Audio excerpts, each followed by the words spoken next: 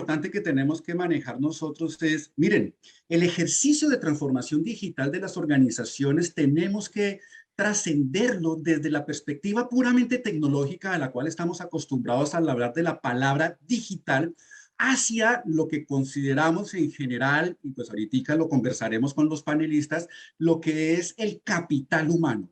El éxito de los proyectos de transformación digital se fundamenta en trascender la necesaria tecnología para aterrizar en la parte más importante de todos los procesos, capital humano. Así que los temas que conversaremos en breve estarán muy apuntados a ello. Colombia tiene grandes retos en cuando lo comparamos con los países de la OCDE.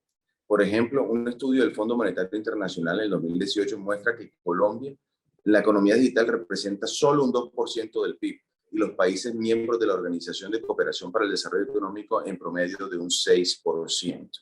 En este mismo sentido, América Latina y el Caribe representa un índice de desarrollo de industrias digitales de 18.63, significativamente inferior al de los países de la OCDE, que es un 33.54% en América del Norte, o en Europa Occidental, que es un 35.75%. En el contexto empresarial, la transformación digital ha sido importante. Por ejemplo, en América Latina existen 22 unicornios que utilizan la transformación digital como centro de sus negocios, como por ejemplo Mercado Libre, PagSeguro, también conocida como PagBank, comercio electrónico B2B, la fintech de la que estábamos hablando como Nubank y la representación en Colombia de la empresa Rappi. La transformación digital en general ofrece oportunidades de mejorar la productividad y el bienestar y la conformación de una sociedad más incluyente y productiva que ayuda a mejorar los mecanismos de gobernanza y aumentar el acceso a los servicios públicos, salud, educación y banca comercial. Esto a nivel latinoamericano. Ahora pasamos al segundo punto, que es la transformación digital en Colombia como una herramienta para la apertura económica y el desarrollo de nuevos mercados. Según cifras del Global Innovation Index para el 2021, Colombia es considerado el país innovador número 67 de 131 evaluados en este estudio.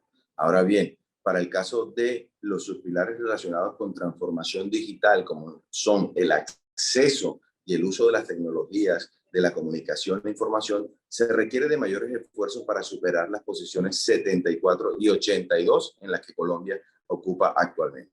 Sin embargo, hay que reconocer los esfuerzos que se ha realizado el país en transformación digital.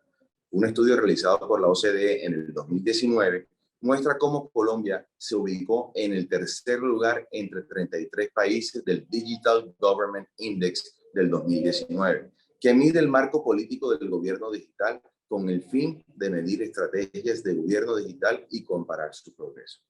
Según cifras del Ministerio TIC, correspondientes al primer trimestre del 2021, el ritmo de crecimiento de conexiones a Internet fijo se aceleró considerablemente en los últimos años, aumentando un 51% más, lo que representa más de la mitad de los colombianos que se encuentran conectados a Internet.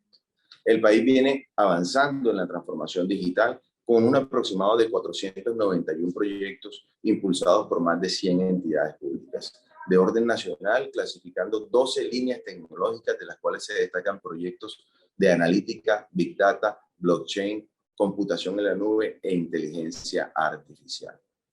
Esto ha permitido tener instrumentos que impactan y benefician al ciudadano y a las empresas, como lo son la factura electrónica, las ventanillas únicas, la digitalización y la automatización de trámites, los cuales propician un ahorro significativo en tiempo y costos. También con la reforma del Código Electoral se implementó la cédula, que es nuestra tarjeta de identificación nacional en Colombia, la cédula digital, donde uno la puede tener en una app en su celular y es perfectamente válida. También se está implementando la carpeta digital.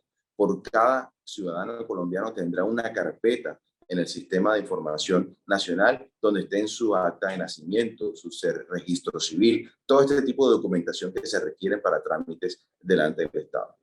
Estos esfuerzos han permitido, por ejemplo, que Colombia se encuentre a la vanguardia en sectores como el fintech, gracias a sus capacidades innovadoras de expansión y de escalabilidad, que una muestra de ello es que pasó de tener menos de 70 startups en 2017 a más de 240 compañías tipo startup en el 2020.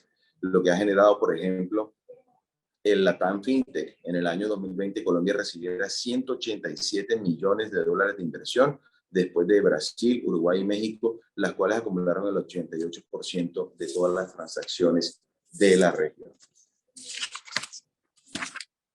Desde el punto de vista del presidente Iván Duque, se incorpora por primera vez en la historia el Pacto de la Transformación Digital en el Plan Nacional de Desarrollo 2018-2022, el cual provee acciones claras para el cambio estructural tendiente a la transformación digital del país en diversos sectores.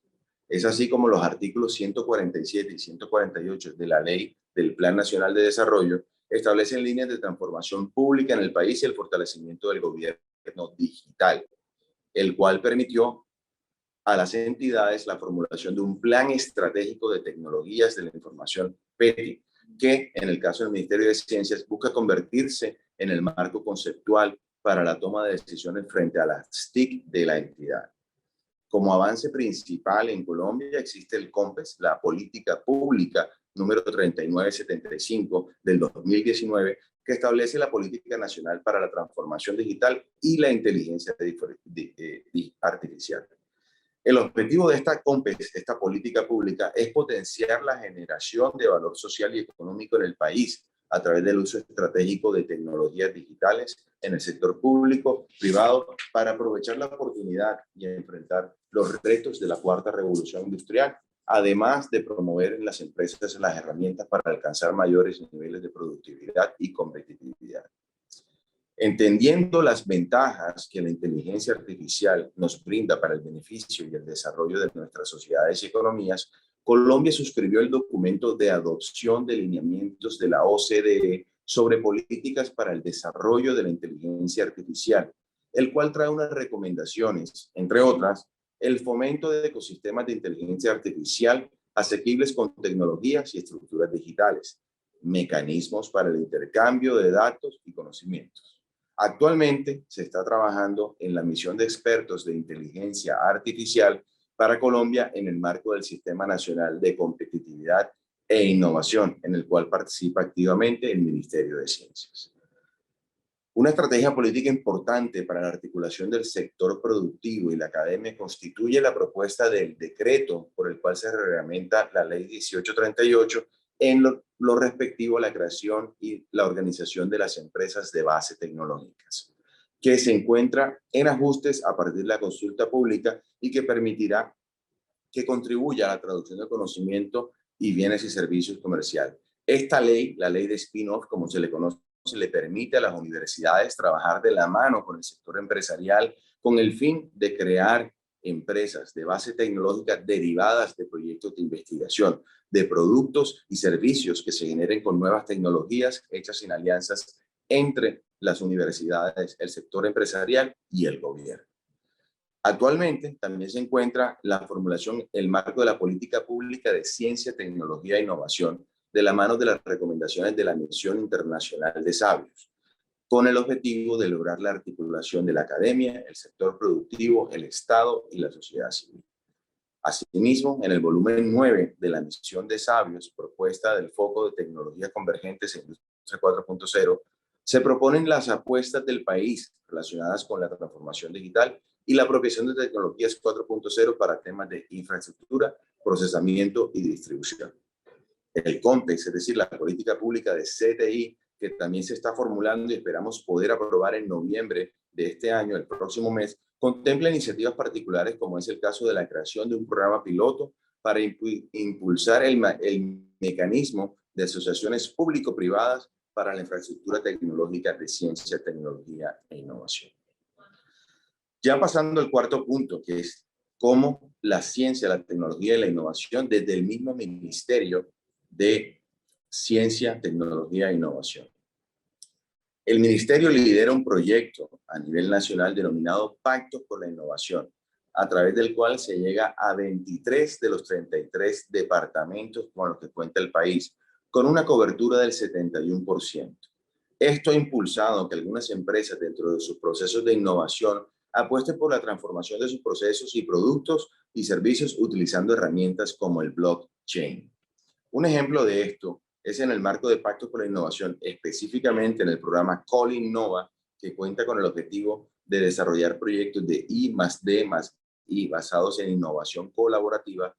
Se está financiando el proyecto Diseño e implementación de la primera fase de un Port Community System basado en blockchain, presentado por la empresa Sociedad Portuaria Bahía y Alejandro Muñoz SAS y la agencia de aduanas IMEX SAS, contando como aliado técnico con la Universidad Tecnológica de Bolívar.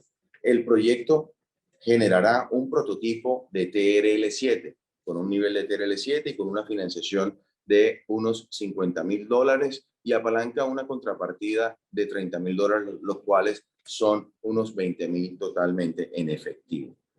Solución que permite el uso intensivo de conocimiento a partir del desarrollo y apropiación de tecnologías con el fin de avanzar hacia una transicionalidad 100% digital en todo el tema portuario. Como este, tenemos cerca de 240 proyectos, pactos por la innovación con pequeñas y medianas empresas a través de todo el país, donde buscamos que implementen soluciones para productos o servicios a través de la tecnología, generando innovación. Otro ejemplo relevante fueron los proyectos Análisis del Potencial Tecnológico y de Mercadeo de un plato desechable obtenido a partir de la harina de yuca, y también evaluación del potencial comercial de un prototipo de guantes biodegradables a partir de almidón termoplástico de yuca para el consumo de alimentos, los cuales fueron financiados por el Ministerio de Ciencia, Tecnología e Innovación y desarrollados por la Universidad del Cauca por una inversión de más de $300,000.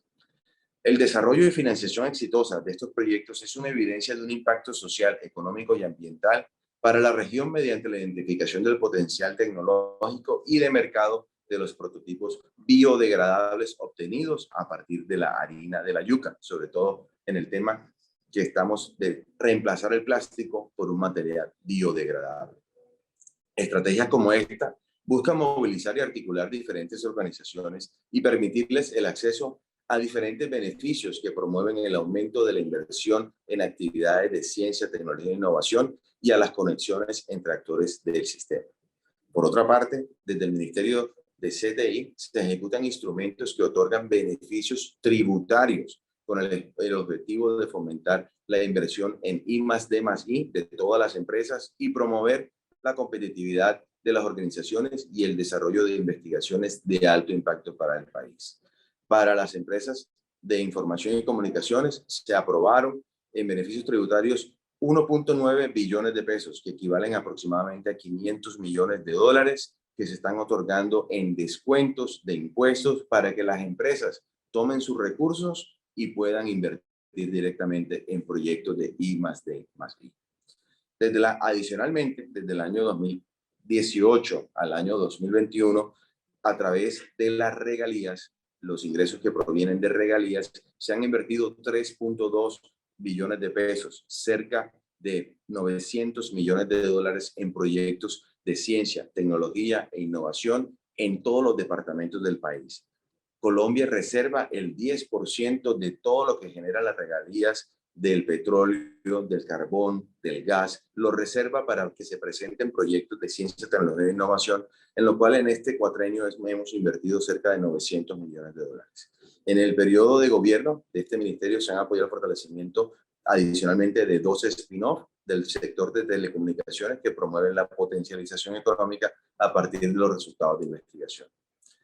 Además, con el objetivo de fortalecer la ciencia en todas las regiones de Colombia, apoyar todos los sectores y ayudar a la reactivación económica, desde el Ministerio de Ciencia, Tecnología e Innovación se han aprobado la suma de 2.6 billones de pesos del sistema de las regalías para aprobar cerca de $900 millones en proyectos de innovación, de investigación, de apropiación social del conocimiento y de formación del talento humano. Por último, en la actualidad se cuenta con el convenio 05 del 2021 con la Registraduría Nacional de la Nación, que busca la formulación, investigación y desarrollo de herramientas como Big Data, Internet de las Cosas y Blockchain, junto con la inteligencia artificial, para facilitar todo el sistema de identificación. En Colombia, la Registraduría Nacional maneja los documentos de identificación nacional, además son los que organizan todas las elecciones democráticas de nuestro país. Por lo tanto, se requiere de mucha tecnología para aplicar poder llegar al voto electrónico y poder identificar de manera mucho más eficiente la identidad de las personas y tener pues una mayor seguridad en todos los niveles. Con esto concluyo, con estos 4 desde la transformación digital en el mundo, cómo ha impactado Colombia, cómo se ha venido desarrollando en el gobierno del presidente Iván Duque y cómo el Ministerio de Ciencia y Tecnología como Estado a nivel nacional viene apoyando a los gobiernos regionales y locales por todo el país para que las empresas inviertan en proyectos de ciencia, tecnología e innovación de la mano de las universidades y lograr tener un impacto real. Muchísimas gracias. Yo me enfoco en 3 cosas. ¿Qué está cambiando en el mundo que nos obliga a innovar? Que era una pregunta que planteabas en algún momento, ¿no? Y muchas cosas que la gente sabe aquí. Uno, la urbanización, ¿no? El 70% de la gente de América Latina vive en ciudades. Eso genera problemas de movilidad. 2, el cambio climático, que lo vemos muy alrededor y que tenemos mucha preocupación de cómo sube la temperatura. 3, estamos envejeciendo. En los países desarrollados el 25% de la gente no trabaja, está jubilada y no se vale. Y además el otro 30% están estudiando. Así que el 30% de la población mantiene al mundo funcionando. Digo titulares, cosas que sabe todo el mundo, porque esto dispara la necesidad de innovar para sobrevivir a todo este entorno complejo. Y la tecnología, la digitalización, se convierte siempre en causa y en consecuencia, ¿no? O sea, es consecuencia de todo esto que digo, porque necesitamos meter tecnología para manejar estos problemas, pero también es causa. O sea, la propia digitalización está favoreciendo que innovemos en educación, como vimos en el panel anterior, en salud, etcétera.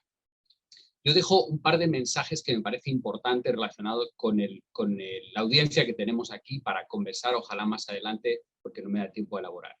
Uno, el problema que tenemos de talento digital, que ya se habrá conversado, y el hecho de que las escuelas de administración de aquí se enfoquen en el sector privado no significa que no hagan una gran contribución a formar talento para el sector público. Quienes habla es un MBA de una escuela de business del sector privado que desarrolló su carrera 25 años últimos trabajando por el sector público. O sea que hay una relación que tú describías al principio muy estrecha, Diego. Pero los datos son, América Latina, y habrán salido a lo mejor, necesita ahora mismo, o sea, esta semana necesita unos 400.000 profesionales en el sector TIC, unos 140.000 de esos solo para el sector ciberseguridad. Los necesita ahora, el sector privado está reclamándolos, el público ni digamos. O sea, tenemos un problema grave ahí. Pero además, fíjense otro dato que les dejo ahí para conversar. Lanzamos una publicación este año en el banco que tratamos de ayudar con investigación en este tema de agenda digital, que se llama Transformación Digital y Empleo Público. Cómo la transformación digital cambia el sector público. Y les dejo 2 datos que son de un estudio profundo con el sector público chileno. El 46% de las ocupaciones que hay hoy en el sector público chileno van a desaparecer en breve, 46%. Y hay un 6% que va a desaparecer más en el corto plazo. Más de la mitad de las ocupaciones que hay en el sector público chileno hoy van a desaparecer como consecuencia de la digitalización. Y esto no lo decimos los tecnólogos, lo dicen, es una encuesta a 10.000 funcionarios públicos del sector público chileno. Y está en esa publicación. 2, el otro titular que les dejo. Tenemos retos que yo decía de talento, tenemos un reto enorme de ciberseguridad, hay que formar gente porque nos están atacando todos los días y hay datos circulando por ahí del registro de las personas de Argentina, un banco en Ecuador la semana pasada, una empresa de energía eléctrica en Brasil la anterior, y convivimos con eso porque además de fortalecer las políticas públicas necesitamos gente y talento que no tenemos y que hay que formar. Y 3, hablando de, pues aquí hay una gran variedad de audiencia de diferentes regiones del mundo, pero si uno se pone a hablar de retos para la innovación, para la digitalización, etcétera, aparte del regulatorio, que es enorme, buena suerte los que están haciendo política hoy para regular este mundo digital global y complejo, pero además es el de inclusión, porque aquí hablamos los que tenemos el smartphone, la computadora, pero olvidamos que la mitad de la gente todavía, en nuestra región por lo menos, no tiene estas tecnologías digitales. Y que 70 millones de estudiantes en América Latina durante el COVID no pudieron seguir el e-learning que estamos escuchando aquí. Entonces, perdón que dejo sobre todo titulares y provocaciones más que soluciones. Yo, Diego, encantado hasta las 2:10 de participar del debate ahora o cuando digáis. Y gracias de nuevo por esta oportunidad de conversar desde el BID con toda la audiencia. Pero creo que sobre todo, y si miramos atrás lo que pasó hace 1 año y medio, y quién ha sobrevivido y quién no ha sobrevivido, eso es un ejemplo claro de la adaptabilidad al cambio, que cada vez más nos es requerido en nuestras organizaciones. Dentro de Google nos pasa. Yo llevo 10 años en Google y uno de mis principales retos, por no decir problemas o barreras, es la velocidad a la que corre Google y que cada 6 meses más o menos o 1 año nos cambian todo. Y nos tenemos que adaptar a nuevas formas de trabajo, nuevos compañeros, nuevos productos, nuevos idiomas. Con lo cual creo que a nivel organización, más allá de lo que hemos hablado y que quizás es un poquito más obvio, que es la digitalización y el usar digital no solo para comunicar, sino también para trabajar, para hablar, para crear productos, para lo que queramos, es adaptarse a cualquier cambio que hay con tecnología, porque ahora la tecnología no solo es redes sociales, ahora la tecnología es todo. Entonces, ¿cómo nos adaptamos a la tecnología y a esos cambios que nos supone la tecnología? Que yo creo que más que el conocimiento es el estar al día con esa tecnología y con ese conocimiento. No es solamente tener una política pública diseñada, publicada, construida de pronto con muchos actores, porque ahora esas políticas públicas que tienen que ver con la transformación digital las debemos construir con todos los actores del ecosistema. Entonces, supongamos que ya la tenemos. Entonces, ahí viene el tema, por ejemplo, de la regulación. Y en el tema de la regulación, entonces a veces hay como un congelamiento, entonces nos congelamos y no hacemos regulaciones que promuevan la innovación o que promuevan el uso de esas tecnologías emergentes. Y entonces como que nos congelamos o nos pasamos al otro lado a tratar de hacer regulaciones antes de tiempo que frenan la innovación. Hay instrumentos interesantes para precisamente crear esos entornos regulatorios propicios, como por ejemplo marcos éticos o códigos de conducta o sandbox regulatorios, que son espacios de innovación regulatoria que son interesantes y que nos ponen como en ese punto medio entre de pronto no regular mucho o no tener ninguna regulación que promueva precisamente la innovación.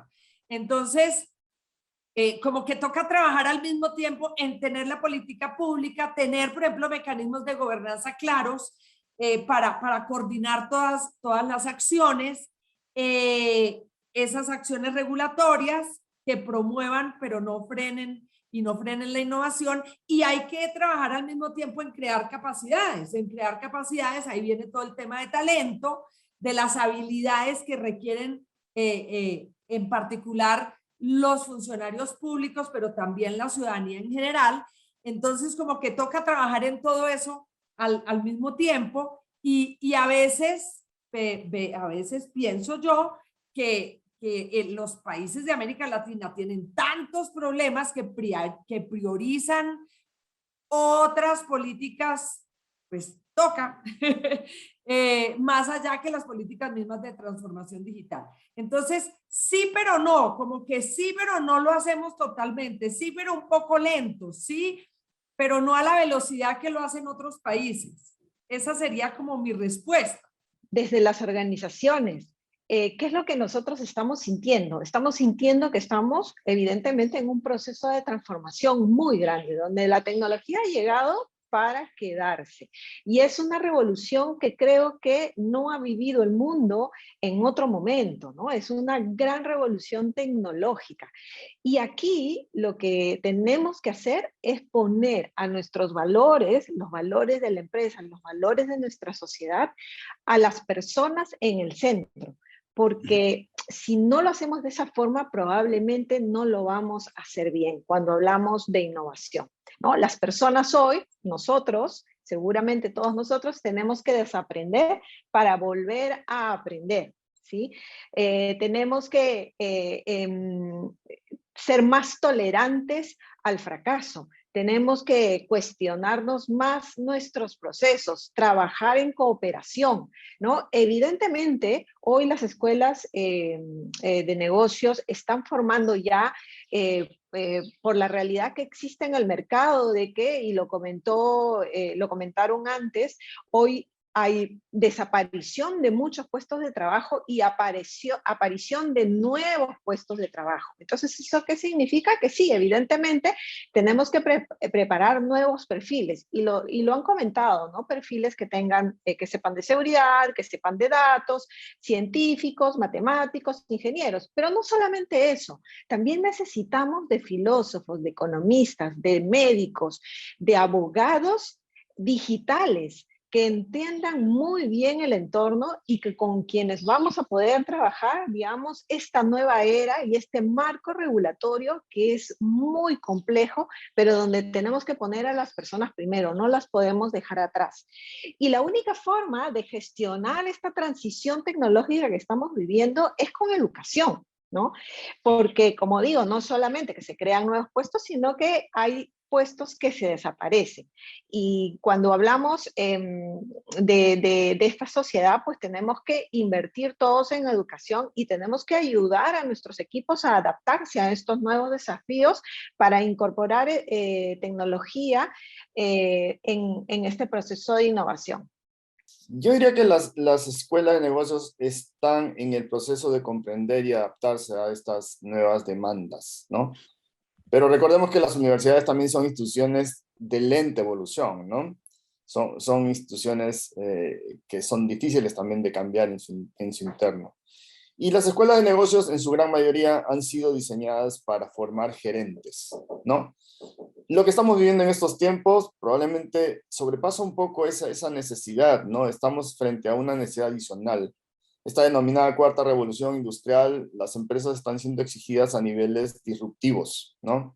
¿Y qué significa? Que se requieren sin duda buenos gerentes, pero también necesitamos incorporar personas emprendedoras y con gran capacidad para innovar.